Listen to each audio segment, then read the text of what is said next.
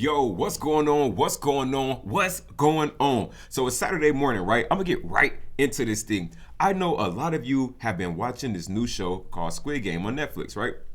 But I'm over here watching Netflix. I'm watching Squid Game and I'm looking at, some of the characters. I'm looking at some of the situations and I'm like, wow, like a lot of this really relates to Forex. So, like that red light, green light game that they play, right? And I'll be pulling that up just in a second. Okay, the red light, green light game inside a Squid Game, where what's cool about it is they explain the game. They say, hey, on the green light, you run, on the red light, you stop. So you can consider that like consolidation or, seeing the opportunity inside of the marketplace. When people see the opportunity, there's your green light.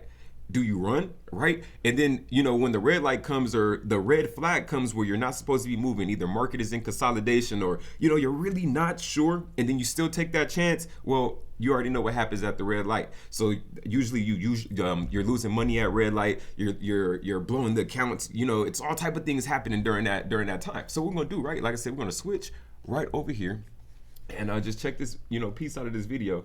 All right. Red light, green light. It do like a live reaction. So like boom, green light, everybody runs. So literally as you're trading, you had the opportunity. The market gave you the green light. You were supposed to run, do what you needed to do. Do what you needed to do. On this green light, so many people are thinking, right? They're thinking at the green light, oh, should I take this trade? Yeah, I see the opportunity, but I don't know if I should move forward. Hey, it sounds to me like you're scared. And if you're scared, then this isn't the game for you. Straight up. There's a lot of people who tell you, yeah, you should be trading Forex. I said, if you don't have no risk factor or no risk appetite, you might want to find something else to do. It's kind of like, shit, if you wanted to be a football player and you didn't want to go put in the work in the weight room, well, obviously that's not what you want to do. You get what I mean? All right, so we'll get back into this red light, green light, and still explain a little bit more. And this is where shit changed, right? So he blew the account, or he moved a little bit, went outside of the turn, everything changed for him. He's like, oh shit, right? Everybody else is like, wait a minute, we're not supposed to. So everybody usually has this follow the leader type of construct. You know what I'm saying? Follow the leader. They want to follow the Joneses. They want to do what the next person is doing. And in the Forex industry, right? Even with the YouTubers, you'll see a lot of them following the leader. You know what I'm saying? They're not thinking for themselves. They're waiting for somebody else to make a move so they can go do it too. You know what I mean? And like, it's probably the reason why I don't have too many collaborations with the Forex YouTubers per se, because like they're fucking copycats. You know what I mean? Just like in this game, you see a lot of, there's a scene in here as well that we'll go over, right? And it's the scene where they're walking across the glass. Now, who remembers that? It's the scene where they're walking across the glass, and it's gonna teach you about copycats. Sometimes it's good to let people go first, even if you know a little bit something, because you could just watch them make mistakes, and you're like, well, I already knew that already. So this guy, right? This guy was really, really smart. So I don't know if you remember this scene inside a Squid Game, the glass scene, during the end, where the guy knew the temperament of the glass. And they were like, well, dude, why didn't you fucking, tell everybody else? And he was like, nigga, first off, we're playing the game.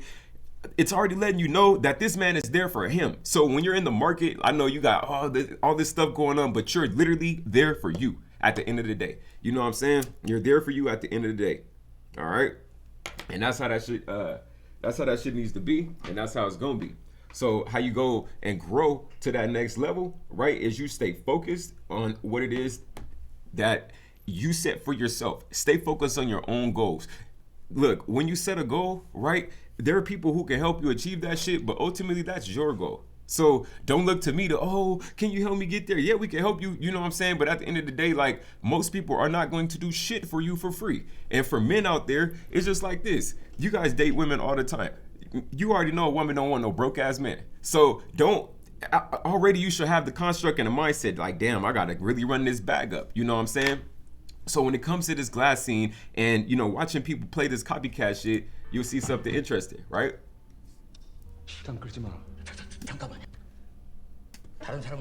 He's like, hold on, you can tell the glass. You know what I'm saying? And you guys remember this. It's like, and now, right, the whole dynamic switched. He gets across the glass, right? And he throws this little pebble on this glass. He said the players up there, they'll try to kill us with every chance that we get. So in a sense, I like this show because it tells you really not to trust a lot of people. And so I guess this YouTube shit really showed me like a lot of different dealing with a lot of people every single day, and being in the entertainment business as well. Like, you know, shit, you really start learning about trust. You start learning about trust. You start learning people and personality types. And you know why I look at Forex as so simple is because, well, I study human behavior. Usually people are very repetitive. You know, they got a cycle, right? And most people don't want to break their cycle. So somebody like me, like, you know, once I feel like I'm in a cycle or getting comfortable, I gotta break that shit because now I'm too comfortable in this whatever cycle it's in, right? But most people, man, everything is so repetitive. So when you come to the marketplace, right, especially in Forex, it's so simple because you're going to see the same thing over and over and over again, over and over and over again. You feel me? So can you really wake up every single day and wait to see that same thing over and over again? Can you wait to see that opportunity? You get what I mean? Sometimes it's gonna be there and sometimes it's not. When it's not, don't look at that shit. Go do something else. When it is, you know you need to move accordingly, take action and get to that next level. You feel me? Straight up. So we're gonna switch back to the joint. But like you said, man, the players are here. They try to kill us at every chance. So in his mind, he's like, I'm not gonna give the juice. Fuck that. I'm trying to stay alive. All right. So I like this, like I said, once again, it's kind of like every man for yourself type of thing. You know what I mean? And sometimes that's life. Like, we all come here alone at the end of the day. What are you going to do? What are you going to do? You feel me? You could use this Forex scene to do all type of things.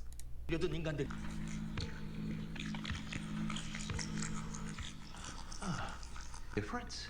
It did. See, they were like, hold on, wait, this nigga, he could understand. Bro know how to do glass? Hold on, yeah, we need to adjust something. So, like, the players, I mean, not the players, but the people who created the game, they were like, nah, this shit is too easy. We need to make it harder for them. Like, you know what I'm saying? So, there's always going to be something in the road, right? There's always going to be, yeah, sometimes your goal may be right there, but then there's going to be an obstacle that you got to cross or jump over and figure out, and that's how you're going to be able to cross and get to that next part of that journey. So there's another part in the in this where there's a slapping scene.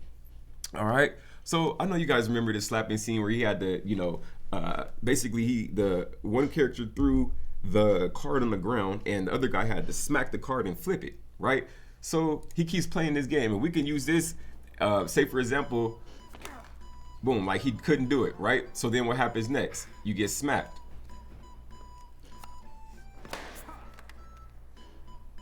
Yes, sir. You already know what's coming next, my guy. Smack the shit out that boy. You feel me? So it's like, in life, right? You're going to keep repeating the same actions until you learn the lesson.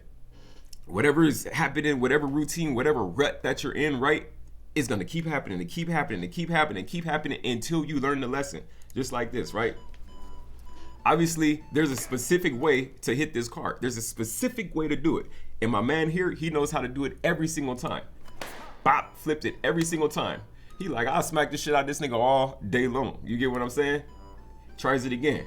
Boom. This is basically, you can use this like, you know, people trying to figure out Forex and the market just bitch slapping you every single time. Like, nope, nope, nope. Now, obviously you can keep playing or you can adjust the strategy, adjust what's going on. Like, okay, well, if I throw it to the right, will it smack? If I throw it to, like, you get what I'm saying? So, you know, every time you're getting hit, it's time for you to adjust if you are getting hit. You get what I mean? So like I said, there's a lot that you can learn from just watching movies. I learn a lot from watching movies just because, like, you know, I write. You get what I mean? So it's like, I understand what people are thinking when they're writing shit down, when they're creating characters, when you're creating worlds and stuff like that. And I think it's really, really amazing, you know, when you can sell something like this and have people come into the world. You know what I mean? But all in all, this shit is about learning a lesson, right? And literally not repeating the same lesson over and over again. It's like, once you pass the lesson, okay, it's time to go to the next point. It's time to grow to that next point. Don't get stuck at level one and keep getting smacked at level one. Like, you got to graduate. You understand, hey, there's a way to hit this. Watch how he's throwing it. Boom. He's like, okay, let me try it again. Like, got it that time. You know what I'm saying? Graduate from that level, go to the next level. But look, life will keep slapping the shit out of you until you grow to that next level. Once again, life will keep slapping the shit out of you until you grow to that next level, right? It's gonna be like, well, obviously you didn't learn the lesson the first time, so I'm gonna slap the shit out of you again. And then I'm gonna slap the shit out of you again. You get me? And then I'm gonna slap the shit out of you again. You know what I'm saying? So life's basically gonna treat you like that until you wake the fuck up. Forex will teach you like that until you wake up. Oh, I've been trading for 2.5 years and I still can't figure this out. You've been getting slapped like this for 2.5 years. Oh, I've been trading for 4 years and I still can't figure this out. Well, obviously, you've been playing the game wrong for 4.5 years.